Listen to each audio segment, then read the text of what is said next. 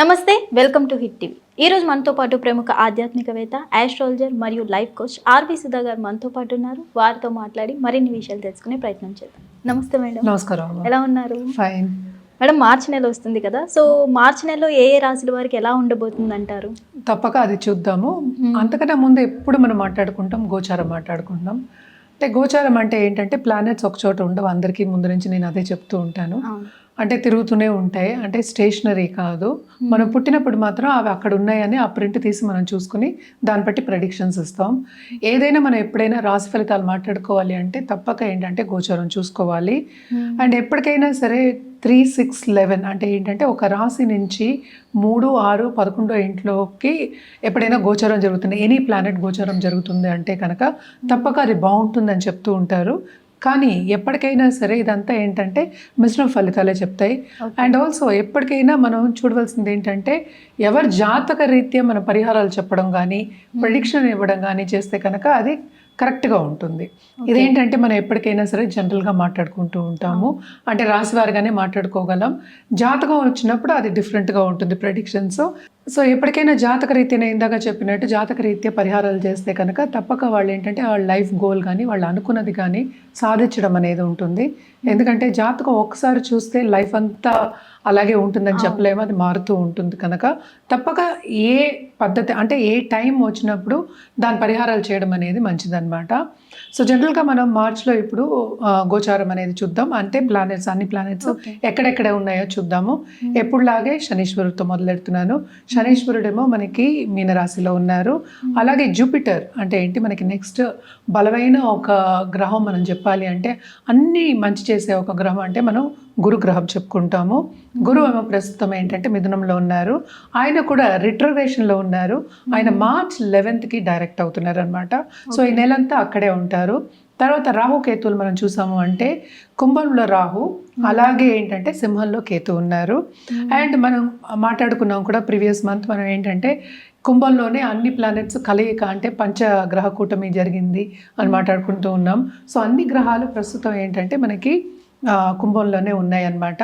అంటే మెర్కురీ ఏంటంటే మనకి రిట్రోగ్రేషన్లో ఉన్నారు. ఆయన డైరెక్ట్ ఏమో 21st మార్చ్కి అవుతున్నారు, ఆయన కుంభంలోనే ఉన్నారు. అలాగే మనం చూసాము అంటే వీనస్ అంటే శుక్రుడు ఏంటంటే 2nd మార్చ్కి ఏంటంటే మనకి మీనానికి వెళ్తున్నారు. సో శనితో సంబంధం వస్తుంది. అలాగే ఏంటంటే ఉచ్చ స్థితి అనేది వస్తుంది అంటే మనకి శుక్రుడికి.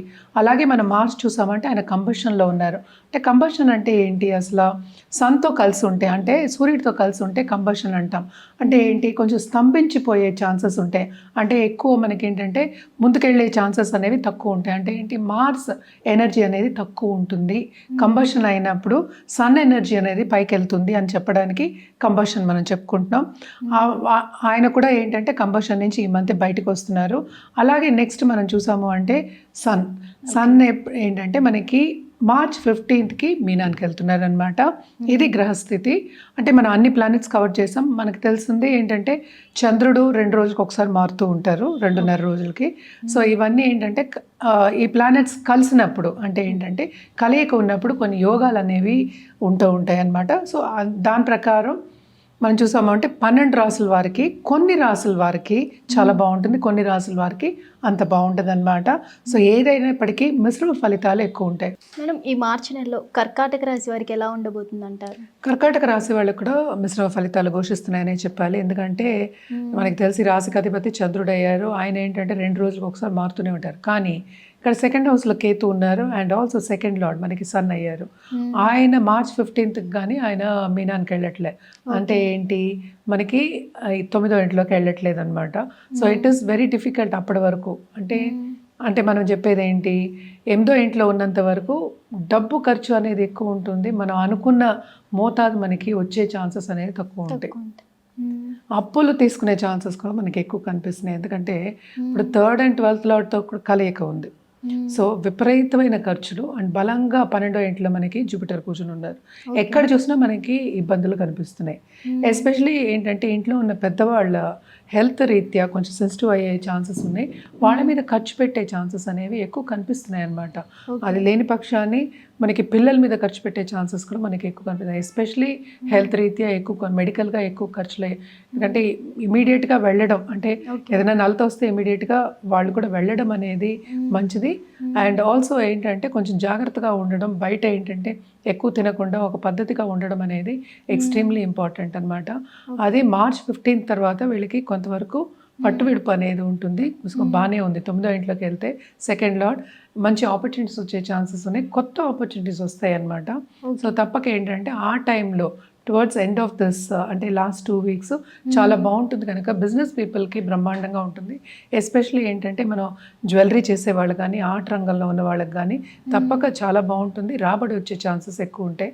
అదొకటి కాకుండా ఇంట్లోంచి మహిళలు ఏమైనా ఉమెన్ ఆంటర్‌ప్రెన్యూర్స్ ఉంటే కనుక especially food business, cake business కానీ లేకపోతే ఇంట్లోంచి చీరలు అమ్మడం, లేకపోతే ఏంటంటే ఒక జ్యువెలరీ అమ్మడం, ఇలాంటివన్నీ ఉన్న వాళ్ళకి రాబడి వచ్చే ఛాన్సెస్ ఆ టైంలో ఉంది. లేకపోతే అంతకుముందు కొంతవరకు స్తంభిస్తుందనే చెప్పాలన్నమాట. అండ్ ఈ రాశికి ఏంటంటే మోస్ట్ ఇంపార్టెంట్ అంతే బెనిఫిట్ మనం చెప్పుకునేది ఎప్పుడు మార్స్ చెప్పుకుంటాం. ఆయన కూడా 8th హౌస్లో పడున్నారు. సో ఎక్కడ చూసినా నెగిటివ్ ఆస్పెక్ట్స్ ఎక్కువ కనిపిస్తున్నాయి మనకి. ఎందుకంటే ఏదైనా సరే ఇప్పుడు ఫైనాన్షియల్ సిచ్యువేషన్ ఇంప్రూవ్ కాకపోతే అన్నీ అంటే యాంగ్జైటీ గురి అవుతాయి, అన్నీ కిందకి వెళ్ళిపోతాయి. సో అటు హెల్త్ రీత్యా జాగ్రత్తగా ఉండాలి, అటు ఫైనాన్షియల్గా కూడా కొంతవరకు సేవింగ్స్ తెచ్చుకోవాలి. కష్టమైన ఒక పని, బట్ స్టిల్ కొంతవరకు మనకి తెలుసు కనుక ఎప్పుడు జాగ్రత్తగా ఉండడం, ఫైనాన్షియల్ ప్లానింగ్ చేసుకోవడం అనేది వెరీ వెరీ ఇంపార్టెంట్. సో వీళ్ళు ఎలాంటి పరిహారాలు చేస్తే కొంచెం బాగుండే అవకాశాలు ఉన్నాయంటారు? తప్పక వీళ్ళు ఏంటంటే ఆదిత్య హృదయం చదువుకోవడం అంటే ఏంటంటే ఒక ప్లాంట్స్ని పెంచుకోవడం కానీ లేకపోతే ఒక గోవుకు కానీ ఆహారం ఇవ్వడం కానీ ఇలాంటివన్నీ చిన్న చిన్న పనులు చేసుకోవడం అనేది వెరీ ఇంపార్టెంట్. ఏదైనప్పటికీ జాతక రీత్యా will be different as I told you. But ఏంటంటే జాతకం చూపించినప్పుడు ఇది డిఫరెంట్గా ఉంటుంది. బట్ ఏంటంటే ఇంటికి ఒక ముత్తైదుని పిలిచి కొంచెం పెరుగన్నం పెట్టిన ఎవ్రీ మండే పెట్టడం అనేది వెరీ ఇంపార్టెంట్. అండ్ ఆల్సో మనం చూసాము అంటే సెకండ్ హౌస్లోనే మనకి ఏంటంటే గ్రహణం పడుతోంది. సో తప్పక వీళ్ళకి కుటుంబ రీత్యా కూడా కొంతవరకు ఇబ్బందులు వచ్చే ఛాన్సెస్ మనకి కనిపిస్తున్నాయి అన్నమాట.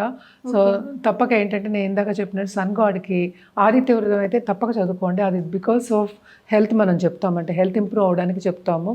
అదొకటే కాకుండా అర్ఘ్యం ఇవ్వడం సన్ గాడ్కి మంచిదే. అండ్ ఆల్సో గ్రహణం పట్టు విడిపోయిన తర్వాత March 3 తప్పక వీళ్ళు దానం ఇవ్వడం అనేది, గుడికి వెళ్ళి దానం ఇవ్వడం అనేది ఎక్స్ట్రీమ్లీ ఇంపార్టెంట్ అనమాట. ఎందుకంటే ఫైనాన్షియల్గా స్టాగ్నెంట్ అయిపోయే ఛాన్సెస్ మనకి ఎక్కువ కనిపిస్తున్నాయి.